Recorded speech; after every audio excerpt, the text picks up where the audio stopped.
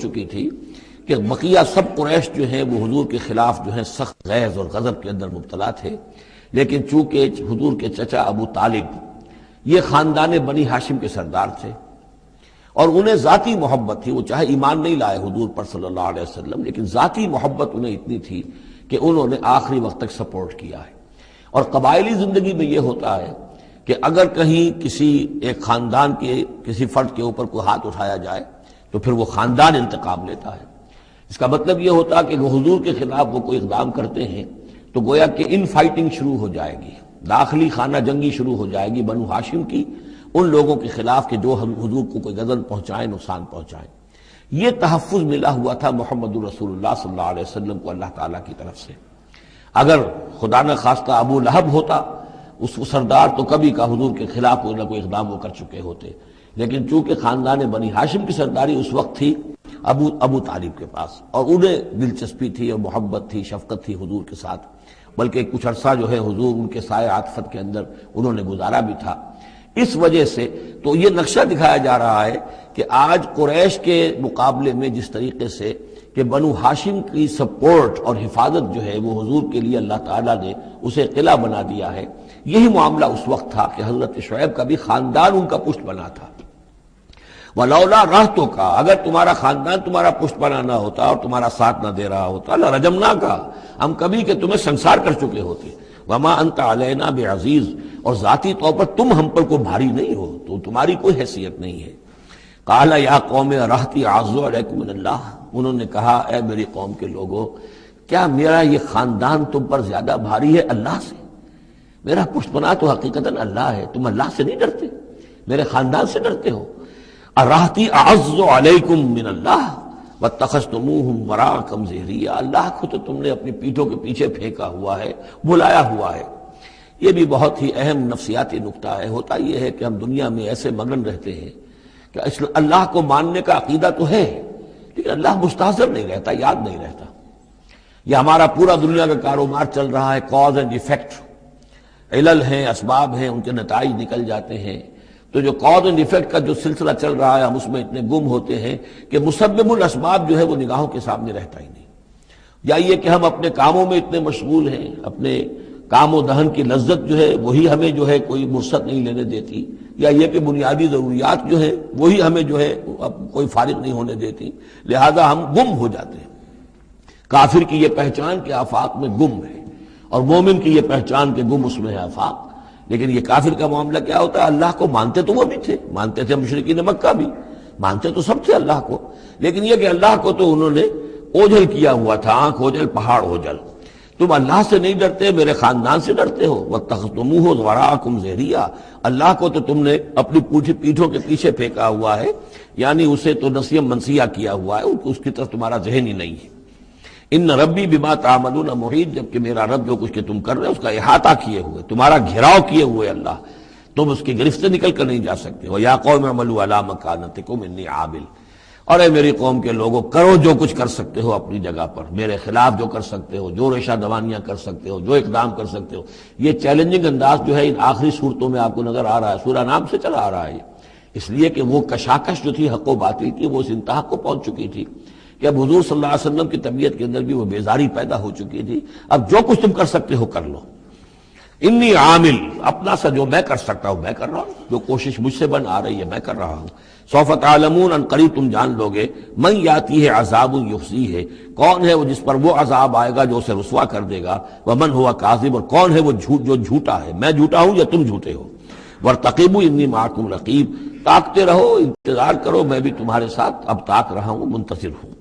ولما جاء امرنا، جب ہمارا حکم آ گیا، نجینا شعیبا، ہم نے نجات دے دی شعیب کو، والذین آمنوا معہ، اور ان کو کہ جو اس کے ساتھ ایمان لائے تھے، برحمت منا، اپنی جانب سے رحمت کے ذریعے، واخذت الذین ظلموا الصیحۃ، اور جو یہ ظالم تھے، گناہ گار تھے، مشرک تھے اور کافر تھے، انہیں آ پکڑا ایک بہت بڑی کڑک نے، فاصبحوا فی دیارہم جاثمین، تو وہ اپنے اپنے گھروں میں اور اپنے ولاز میں اور اپنی کوٹھیوں میں، اپنی حویلیوں میں اوندھے پڑے رہ گئے۔ کأن لم یغنوا فیہا، ایسے ہو گئے جیسے وہ کہیں آباد تھے ہی نہیں۔ الا بعدا لمدین، آگاہ ہو جاؤ، پھٹکار ہے مدین پر، کما بعدت ثمود، جیسے کہ ثمود پر پھٹکار ہوئی۔ وَلَقَدْ أَرْسَلْنَا مُوسَىٰ بِآيَاتِنَا، میں نے عرض کیا تھا کہ اس سورہ مبارکہ میں حضرت موسیٰ کا بس ذکر آئے گا تھوڑا سا جو آ رہا ہے اب، ورنہ یہ 6 رکوع ختم ہوئے انبیاء و رسل کے، ان میں سے 2 رکوع جو تھے وہ حضرت نوح علیہ السلام کے حالات پر مشتمل تھے، اور باقی سب کے لیے ایک ایک رکوع آیا ہے۔ وَلَقَدْ أَرْسَلْنَا مُوسَىٰ بِآيَاتِنَا وَسُلْطَانٍ مُّبِينٍ إِلَىٰ فِرْعَوْنَ وَمَلَئِهِ، اور ہم نے بھیجا موسیٰ کو اپنی آیات کے ساتھ اور واضح سند دے کر فرعون اور اس کے سرداروں کے پاس، فَاتَّبَعُوا أَمْرَ فِرْعَوْنَ، لیکن ان بدبختوں نے فرعون ہی کی پیروی کی، اسی کے حکم کو مانا، اسی کی بات پر چلے۔ وما امر فرعون برشید، حالانکہ وہ فرعون کا معاملہ جو ہے وہ کوئی کامیابی والی راہ نہیں تھی، ہدایت والی راہ نہیں تھی۔ یقدم قومہ یوم القیامہ، اب قیامت کے دن وہ آئے گا آگے آگے چلتا ہوا، اپنی قوم کی قیادت کرتے ہوئے آئے گا، آگے آگے آئے گا۔ یوم القیامت، پیچھے پیچھے اس کی قوم آ رہی ہوگی، فَأَوْرَدَهُمُ النَّارَ، اور پھر وہ لا کر آگ کے گھاٹ پر انہیں اتار دے گا، جہنم تک پہنچا دے گا۔ وَبِئْسَ الْوِرْدُ الْمَوْرُودُ، اور وہ بہت ہی برا گھاٹ ہے جس پر اترا جائے۔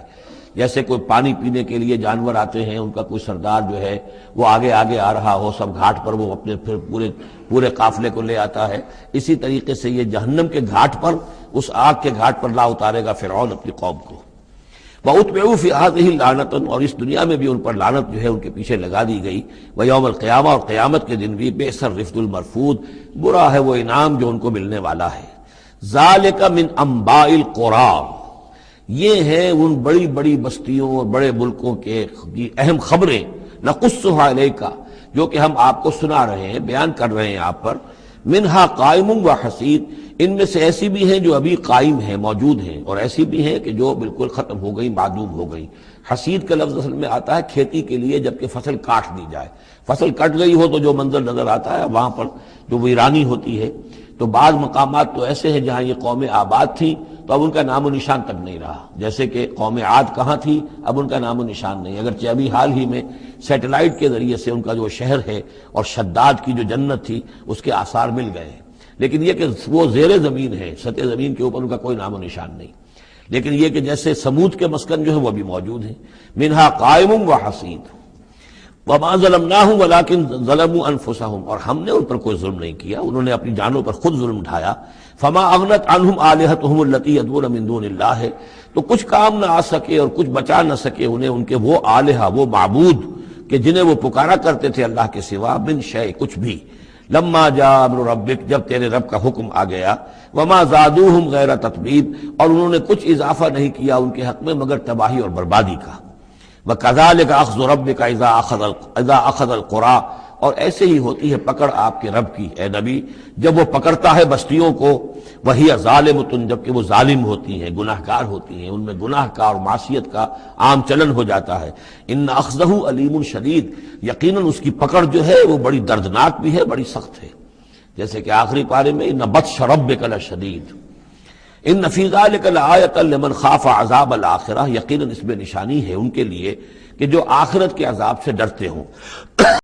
ذالک یوم مجموع لہ الناس، وہ دن ہے کہ جس کے لیے لوگوں کو لامحالہ جمع کیا جائے گا۔ وذالک یوم مشہود، اور وہ دن ہے پیشی کا، سب کو پیش ہونا ہے۔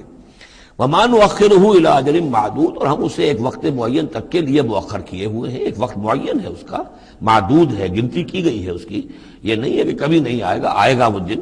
یوم یاتی، جس دن جبکہ وہ دن آ جائے گا، لا تکلم نفس الا باذنہ، کوئی ذی نفس زبان نہیں کھول سکے گا مگر اللہ کے اذن سے۔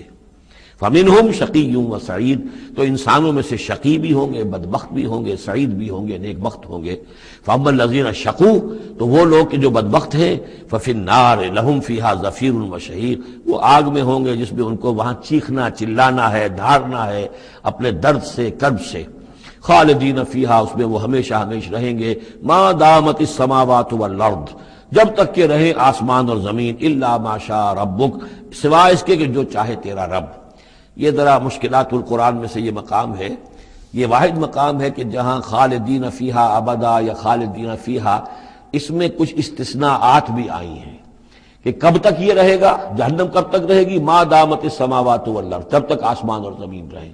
اب اس سے مراد ابدیت بھی ہو سکتی ہے، اور اس میں کوئی اشارہ بھی ہو سکتا ہے کہ شاید کبھی کوئی وقت آئے کہ یہ جو آسمان اور زمین کی ایک تخلیق اللہ نے کی ہے، یہ ایک خاص اس کا نظام ہے، ایک وقت میں آ کر یہ نظام بدل جائے، پھر کوئی اور آسمان کوئی اور زمین تخلیق فرمائے۔ بہرحال اس وقت تک جب تک کہ یہ آسمان اور زمین باقی رہیں گے تو یہ جو جہنمی لوگ جو ہیں وہ جہنم میں رہیں گے۔ اس میں بھی ایک استثناء، الا ما شاء ربک، اللہ کا اختیار ہے، اگر کسی کو چاہے اس میں سے نکالنا تو اس کا اختیار مطلق ہے۔ جیسا کہ ہم نے عرض کیا کہ کئی دفعہ عرض کیا ہے کہ جیسے اہل سنت کے نزدیک اللہ تعالیٰ کے بارے میں ہم یہ نہیں کہہ سکتے کہ